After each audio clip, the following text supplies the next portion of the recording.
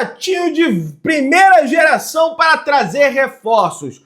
Hugo Neneca de fato voltando ao Mengão devido à mole do Corinthians, Pedrão. Essas e várias outras notícias dos bastidores do Flamengo. Você que tá aí, dá aquela moral de sempre, toca aí meu parceiro, minha parceira.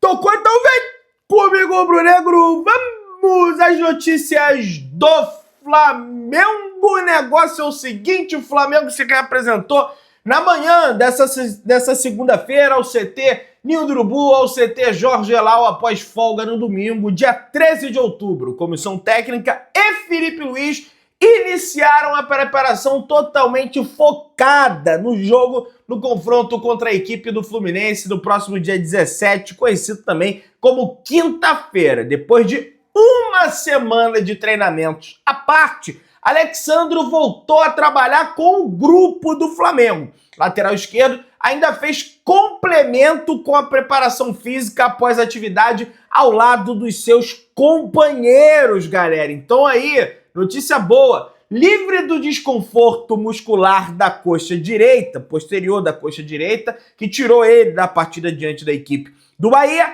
Alexandro agora está de fato à disposição do técnico Felipe Luiz para o clássico, da próxima quinta, às 8 horas da noite. Na semana passada, Alexandro realizou trabalhos na academia e treinou à parte no gramado juntamente com profissionais da fisioterapia do Flamengo. Nessa segunda-feira, ele participou dos trabalhos táticos e técnicos comandados pelo técnico Felipe Luiz. Após o treino com os companheiros, o atleta de 33 anos ainda fez um complemento para a sua preparação física, beleza? Então tá tudo certo com ele, tá fullzão, tá beleza, vai pro confronto diante da equipe do Fluminense. A gente já tinha essa informação, já havia comentado sobre isso, mas agora é 100% de certeza, beleza? Felipe Luiz estreia em clássico como técnico do Flamengo diante de rival contra quem mais brilhou, rapaz. Pois é, o Felipe Luiz tem partidas memoráveis, partidas bem bacanas aí diante da equipe do Fluminense. Veja como o lateral se saiu nos confrontos diante do Botafogo, Fluminense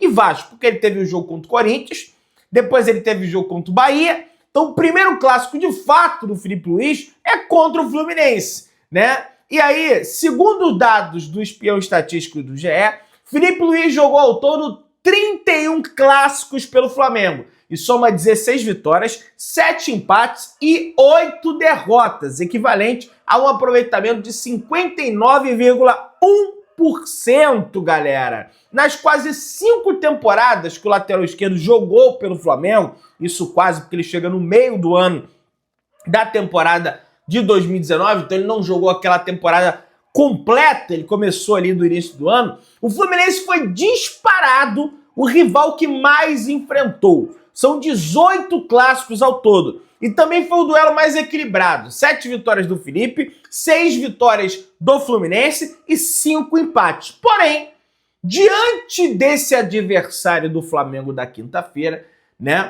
ele guarda as suas melhores lembranças.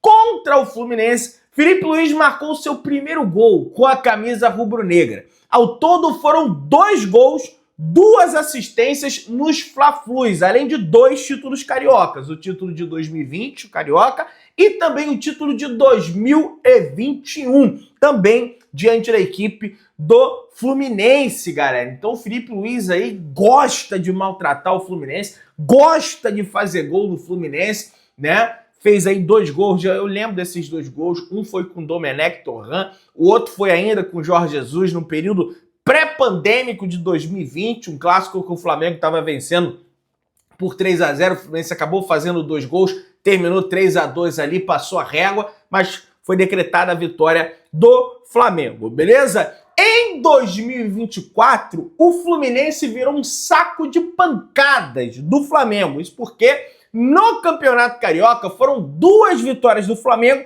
e um empate no segundo jogo da semifinal. E no Campeonato Brasileiro, o Flamengo venceu por 1-0, gol de Pedro de pênalti no estádio do Maracanã, aonde ali decretava praticamente a demissão do técnico Fernando Diniz.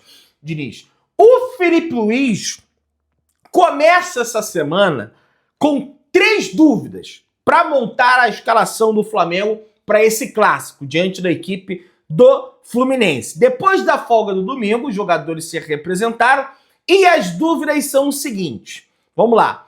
Wesley ou Varela? Quem vai jogar na lateral direita? A informação que eu tenho é que o Wesley não teve nem desconforto, ele teve uma cãibra na partida diante da equipe do Bahia. Todo mundo ficou preocupado ali, porque ele saiu com a mão no posterior de coxa, mas ele teve uma cãibra, ele deve ser o titular da lateral direita.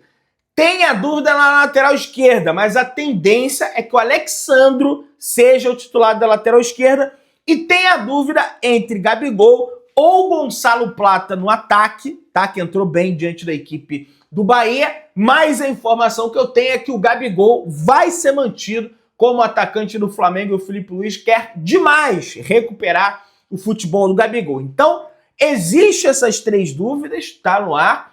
Ainda não sabemos qual vai ser o provável time do Flamengo.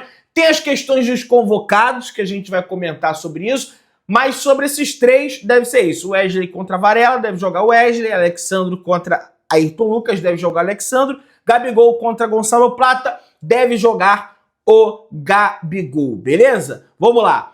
Alcaraz tem se destacado bastante nos treinamentos físicos comandado por Filipe Luís durante esse período de data FIFA, segundo o jornalista Vene Casagrande. O meio argentino está sendo muito bem avaliado internamente, quem sabe pode ganhar uma vaga nesse time do Flamengo diante do confronto contra o Fluminense. Isso porque tem a questão dos convocados que a gente ainda vai comentar nesse vídeo, então pode ser que ele precise ali, o Alcaraz, preencher uma lacuna que deve ser deixada por alguns desses convocados, que são todos do meio de campo, né? Pelo menos a maioria são do meio de campo. O Gerson é meio campo, o Pulgar é meio campo, o De La Cruz é meio campo, a Arrascaeta é meio campo. Então, só aí você tem 4 jogadores que jogam no meio de campo do Flamengo. Matias Vinha aproveitou o domingo de folga para curtir a praia. O atacante Pedro não perdeu a chance de dar uma zoada no Matias Vinha e botou ali: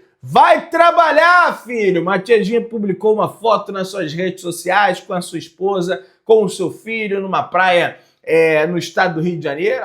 Parece muito seu estado do Rio de Janeiro, parece até com a Angra dos Reis isso aqui, rapaz. Não sei se é Angra dos Reis. Tá de folga, tem que curtir, lógico, tá cuidando da lesão dele. A lesão do Matias Vinha é um pouquinho mais complexa que a lesão do Pedro, porque também envolve a questão do menisco. O Pedro foi o LCA apenas entre aspas, é um problema gravíssimo você lesionar o ligamento cruzado anterior. Mas enfim, vamos prosseguindo aí. Ladrão de bola! O Wesley é o jogador com mais desarmes na atual edição do Campeonato Brasileiro. Além disso, o lateral também foi o primeiro em interceptações. Rapaz, isso é um número bem relevante. Porque o Wesley, ele sempre foi apontado como lateral que chega ao fundo, como lateral que ataca. No entanto, o cruzamento é meio deficitário, aquelas coisas. Mas é um lateral que chega bem à frente, não à toa.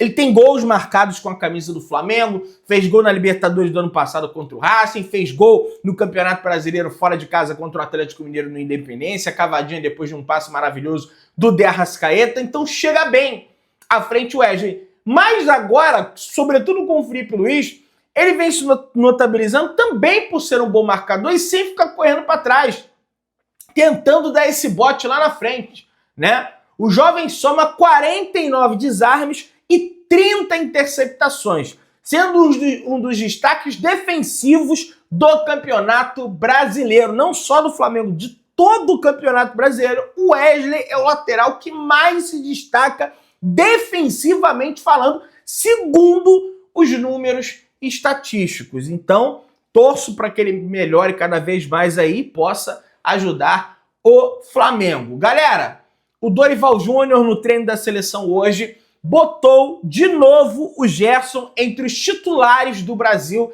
para o confronto de amanhã, Brasil e Chile, diretamente da capital do Brasil, Distrito Federal, Brasília, beleza? Ederson, Wanderson, Marquinhos, Gabriel Magalhães, Abner, Bruno Guimarães, Gerson, Rafinha, Savinho, Rodrigo e Igor Jesus. Essa deve ser a escalação do Flamengo para o confronto do Flamengo, da seleção brasileira, para o confronto diante da equipe da seleção peruana, galera. Então Gerson vai jogar, não tem quais, não tem mimimi, não tem jeito, vai jogar, que jogue bem, não se canse muito, porque na quinta tem um jogo importante para ele contra a equipe do Fluminense. O calendário eleitoral do Flamengo prevê que hoje é o prazo final para os responsáveis pelas chapas promoverem a regularização das mesmas, seja pela substituição de nomes, por impugnação ou desistência, inclusive os candidatos para presidente e vice-presidente e também Assembleia Geral. Inclusive, hoje tem o lançamento da chapa de Rodrigo Dunche de Abranches. A partir das 6 horas da tarde vai começar a cerimônia, tá? Do Rodrigo Dunche de Abranches, que vai lançar a sua chapa aí, com o vice-presidente sendo Marcos Bodan, com o CEO sendo Landim, enfim, da atual gestão, né? A situação vai fazer o seu lançamento de chapa hoje, dia 14 de outubro. Então vamos ficar atento aí o que o candidato vai comentar sobre essa situação. Flamengo freta jatinho e monta logística para ter convocados no clássico diante da equipe do Fluminense. Uruguaios e Plata vão voltar ao Brasil em voo particular. Cronograma prevê todos treinando na quarta, com exceção do chileno Eric Pulgar, que chegará no Brasil na parte da tarde, galera. Olha aí, né? Os 7 convocados têm compromisso pelas eliminatórias da Copa do Mundo de 2026. E o rubro-negro já montou a logística para ter de qualquer jeito essa galera toda diante da equipe do Fluminense. O clube fretou um jatinho particular para trazer os jogadores do Uruguai e do Equador. As seleções se enfrentam na próxima terça-feira, às 8h30 da noite, horário de Brasília, em Montevidéu. De La Cruz, Arrascaeta, Varela e Plata voltarão da partida para o Brasil e são esperados no Ninho já para o treino da tarde da quarta-feira. O que acontece? O Uruguai ele joga contra o Equador, em Montevidéu, o que facilita a logística para o Flamengo, porque você tem 3 jogadores no Uruguai, mais o Plata no Equador. Então acabou o jogo. Ô Plata, chega aí, meu filho, entra com os uruguaios no avião aí. Entrou no avião? Bum! Pronto, pousou na cidade do Rio de Janeiro. O Pulgar já é uma logística mais complicada. Por quê? Porque ele joga contra a Colômbia lá na Colômbia. Entendeu? 6 horas de voo para voltar para a cidade do Rio de Janeiro. Então, vai demorar um pouquinho mais para chegar. Deve chegar aí apenas na parte da tarde, beleza? E aí, pessoal, o Brasil também já é mais tranquilo, porque o Gerson e o Fabrício Bruno vão jogar no Distrito Federal. Você pega um voo ali do Distrito Federal para o Rio de Janeiro, é 1h30, 1h40 mais ou menos. Já fiz esse voo algumas vezes, né? Então já é uma situação mais tranquila em relação a isso. O Pulgar só vai chegar na quarta bem de tarde ali, quase já à noite. Então não vai participar da atividade no CT Ninho do Urubu, vai ficar disponível direto para o jogo, e aí eu não sei, né, a possibilidade. E o Felipe Luiz disse em entrevista coletiva que o Pulgar é muito importante, né, para esse time do Flamengo, mas não sei realmente se vai conseguir estar à disposição, beleza? Vamos prosseguindo aí, pessoal. O Flamengo já ultrapassou a marca de 1,5 milhão de ingressos vendidos nos jogos como mandante na temporada 2024, galera. Pois é, a gente comentou mais cedo sobre a média de público pagante, tá? Mais ou menos aí 50.440 pessoas por jogo pagantes, não tô falando nem do público presente, né? E mais de 1,5 milhão de pessoas de ingressos já foram vendidos aí para jogos no Maracanã. Para o confronto contra o Flamengo, o Corinthians vai ter o retorno de Alex Santana e Thales Magno, galera. Vamos ficar atento ao nosso rival também do domingo. Um olho aqui, mas também um outro olho ali. Rodrigo Dunche de Abranches soltou uma nota aí desmentindo informações. Vamos ler aqui. Ele numerou aqui cerca de 4 tópicos. Vamos lá. Primeiro tópico, e para mim o mais importante deles. Não é verdade que o atual vice-presidente de futebol, Marcos Braz, estará participando do departamento de futebol na gestão do Rodrigo Dunsch, como, aliás, já havia informado exaustivamente. Está previsto no plano de governo e é um compromisso da chapa Uniflá a contratação de um diretor técnico para o futebol, para o Clube de Futebol de Regatas do Flamengo. Nem a chapa Uniflá, nem Rodrigo Dunsch foram procurados pelo profissional, no caso foi o Fabrício Lopes que publicou essa informação do jornal O Dia, que refere um dos princípios básicos do bom jornalismo, que é de ouvir todos os lados da mesma questão.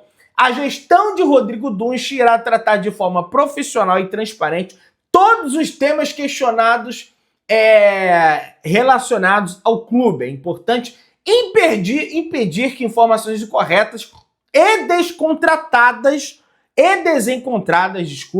circulem sem o devido esclarecimento, galera. Então, negando que o Marcos Braz não vai ter conselho, não vai ter nada na próxima gestão do Rodrigo Dunsch, caso eleito presidente do Flamengo, que tem seu lançamento de chapa hoje a partir das 6 horas da tarde. Flamengo presenteia Andreas Pereira com a nova camisa do Flamengo. Tá aí, ó. Valeu, Mengão, pelo presente. Escreveu ali o Andreas Pereira, beleza? Vamos avançando aí, pessoal. Citalizo dorme, rapaz. Além de ter problema com Cuiabá pelo Ranieri, o empresário André Cury está cobrando, aliás, o Clube Paulista foi condenado a pagar 3 milhões e 300 mil reais a André Cury em 3 dias.